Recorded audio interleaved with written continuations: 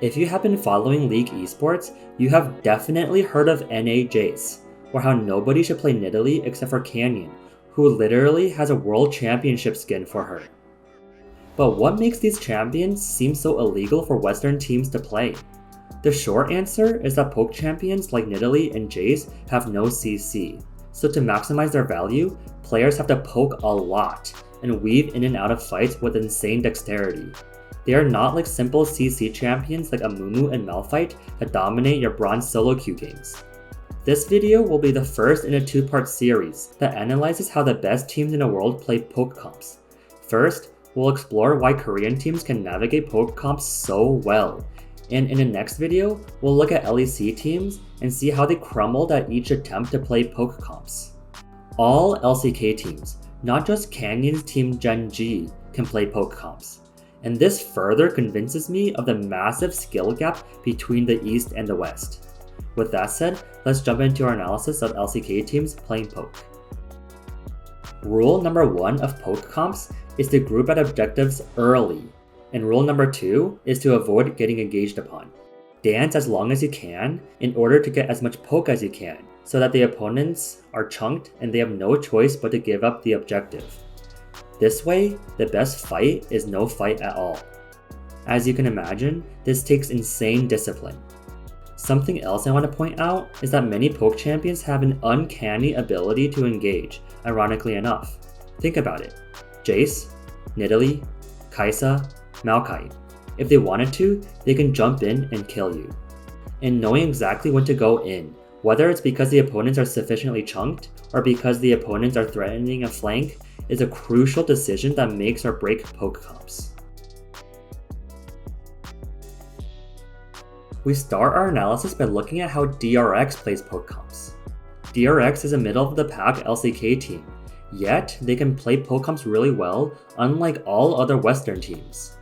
At 26 minutes, DRX has gained control of DN Freak's top jungle, so they start Otacon to force DN Freaks to face check and fight.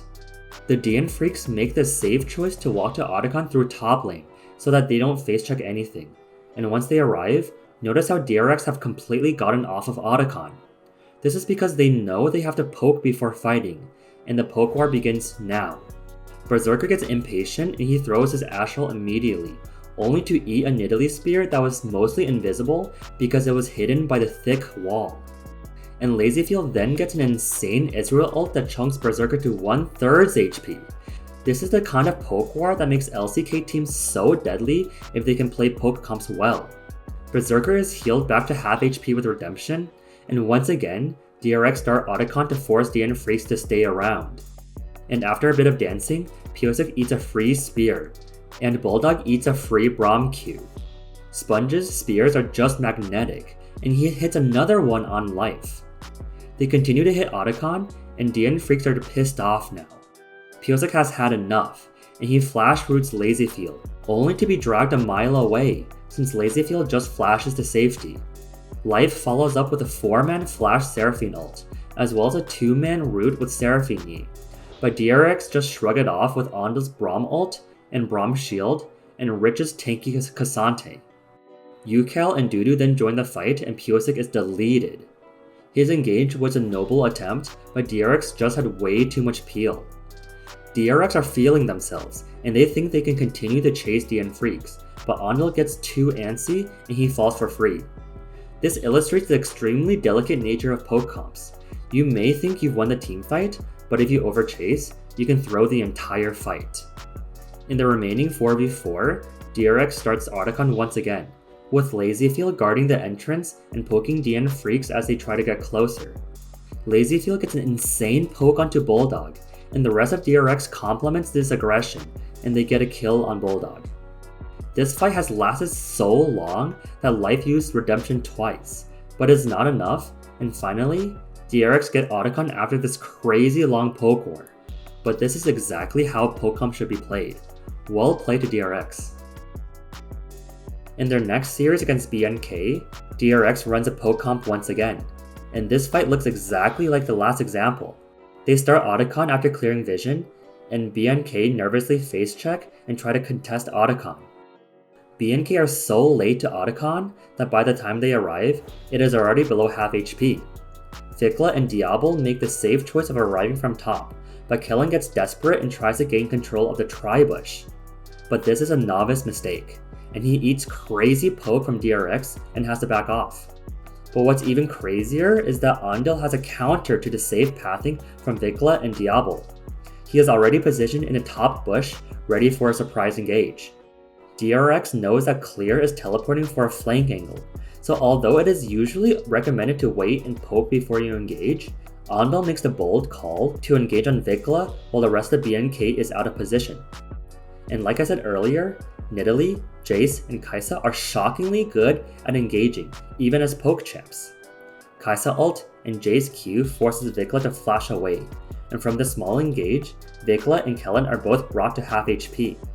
And DRX has incredible awareness to think that Clear will be flanking on Jax, so not only do they retreat to Otacon, Rich even walks all the way down to the tri-bush and puts a control ward in there that spots Clear.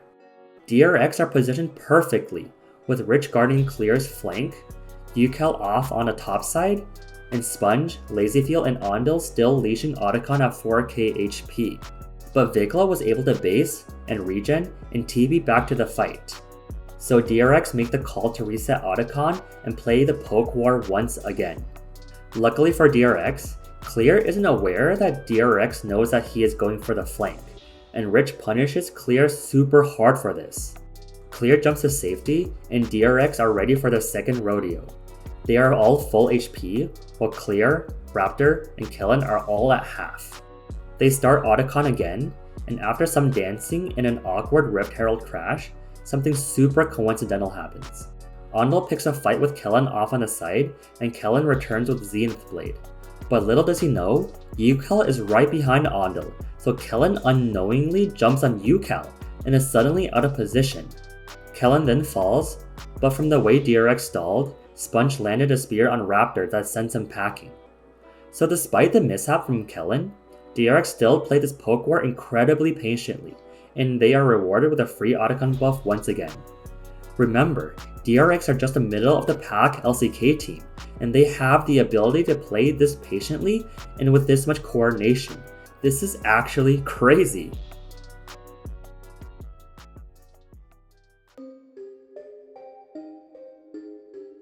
In Dplus KIA's very first match of the season, they drafted a poke comp right away with Nidalee, Jayce, and Ezreal, and they showed just how suffocating it can be to play against a poke comp that's played correctly.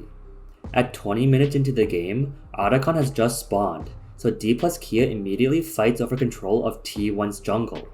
They know how crucial it is to starve T1 of vision, so that their poke can be hidden and therefore land more often. Meanwhile, Doran is still bot, so T1 has no choice but to give up their jungle. With T1 playing so passively, Dplus KIA start Otacon to force T1 to come towards them. But T1 plays super safe, and Owner pops a plant just to protect him from a Nidalee spear from the tri-bush, while Faker safely face checks with Yone. He jumps back to his solemn bound, but he took a Nidalee spear to the face.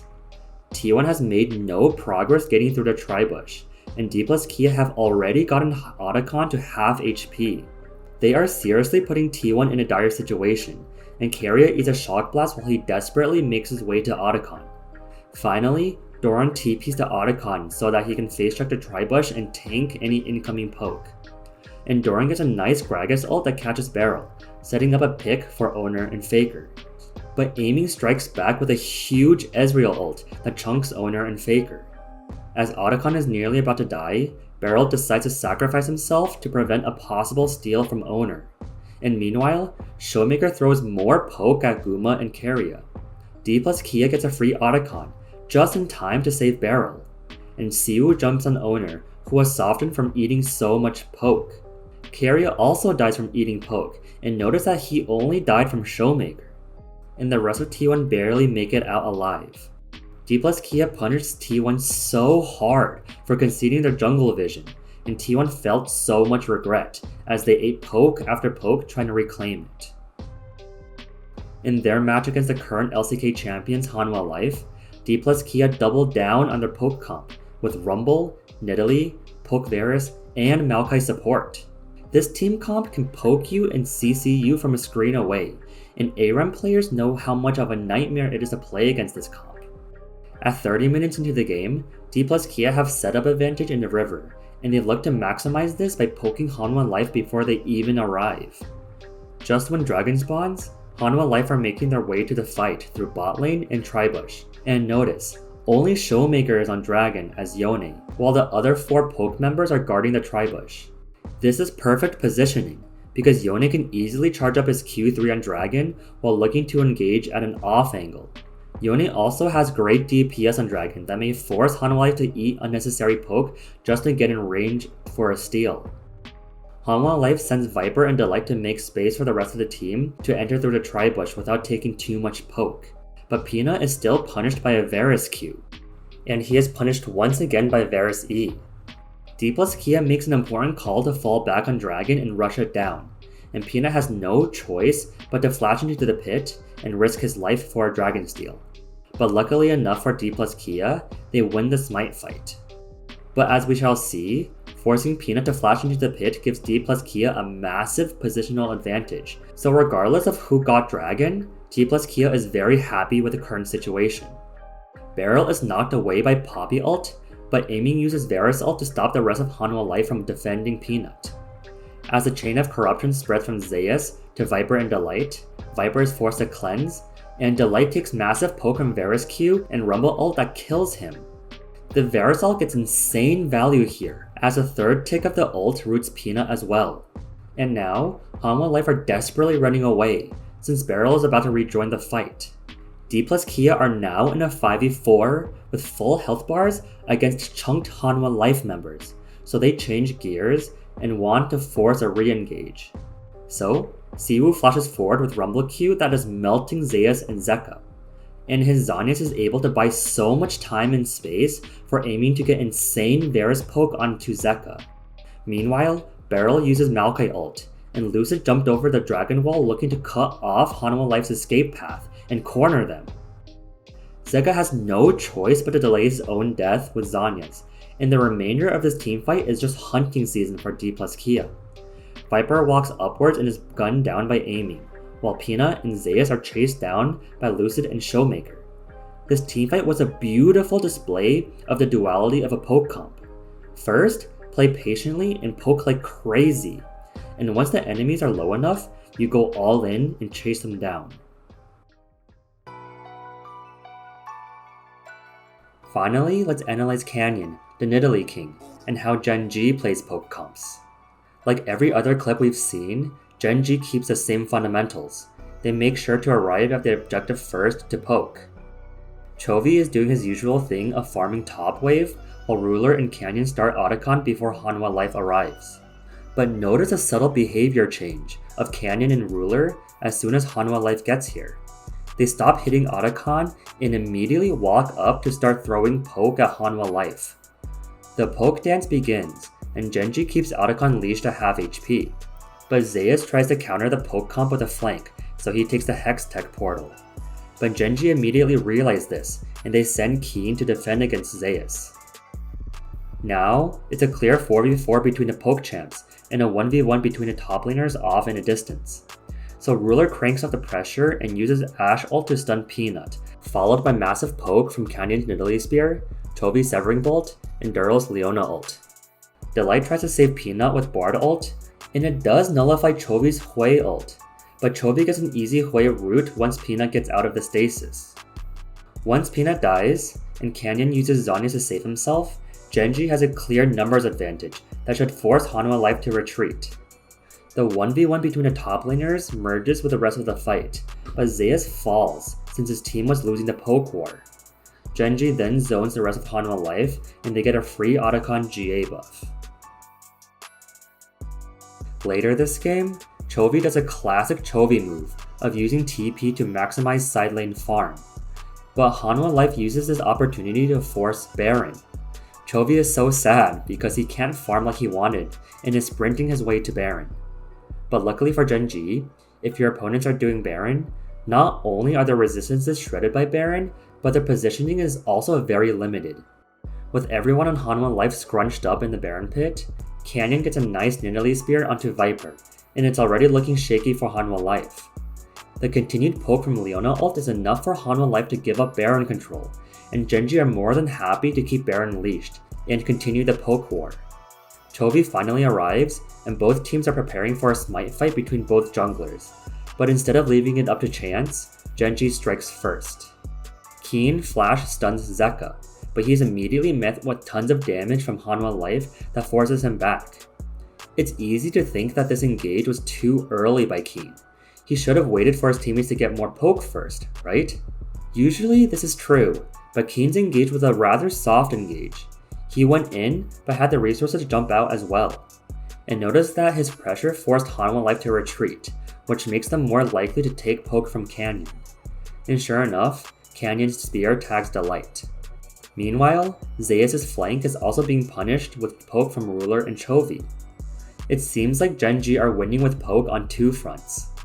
Jayce flashes to safety, while on the other side, Zeka flashes forward on Corki towards Renekton, a classic Zeka move that gets him killed. At this point in the fight, GenG are likely shouting to go all in. Ruler flashes forward to chase Jayce, and Canyon lands a spear on Viper and flashes for the kill. And just like that, GenG gets a clean ace with the best disciplined decision making of any team in the world. They may not be flashy like T1, but their coordination is just insane.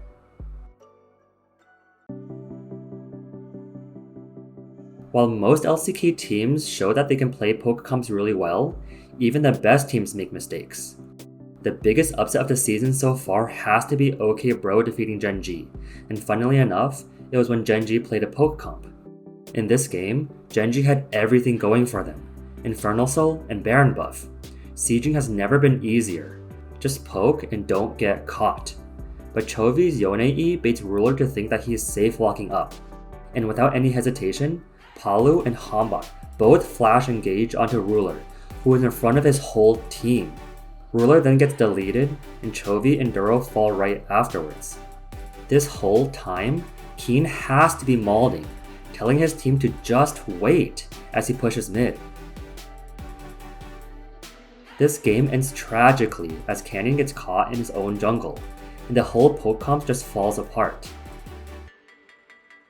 While GenG suffered a brutal upset, T1 also had an embarrassing loss when they tried to play a poke comp. In this game, Smash was popping off on Ezreal, catching Duckdom out with an aggressive flash forward. But when Smash tried this for a second time, he learned the bitter truth that this isn't the proper way to play a poke comp. He arcane shifts forward and kills Duckdom with Ezreal ult, but this puts T1 in a terrible position afterwards. Perfect starts channeling his TP flank, and BDD is arriving from the left flank. So even though it's a 4v2 for T1, they are massively out of position, and Cuz buys time with Wukong ult that knocks everyone up. Owner, Smash, and Keria are playing Nidalee, Ezreal, and Karma, and these champions just evaporate if they are engaged upon. Cuz gets crazy damage with his Wukong ult, and BDD finally arrives. Look how screwed everyone is except for Faker. Faker tries to save everyone with his Galio ult, but channeling his ult wastes so much time that he lands on a dead Karma and dead Nidalee. Smash is chased down, and Doran TP'd in only to die as well. And by a miracle, Faker lives with 1 HP. Looking back, Smash's pick onto Duckdom was an insane play, but this impatience is how you lose when you play poke. Despite these hiccups, LCK teams are still very good at playing poke comps. They have the win condition formula down to a science. Set up early, poke for hours, and when the enemy is decently chunked by the poke, then you may finally look to engage on them. In the second video in this two-part series, I will look at LEC teams and how they try to play poke comps. The link is in the description below, but I will warn you, it is a brutal wake-up call if you're an LEC fan. I hope that the video will be a valuable resource that teams can study from. What are your thoughts about the massive prio of poke comps? Do you enjoy slow and drawn-out teamfights? Let me know in the comments. If you like analytical content like this, please hit the like and subscribe button for more. I also have a Discord server where you can chat with me and other analytical viewers. The link is once again in the description below. Take care and see you in the next video.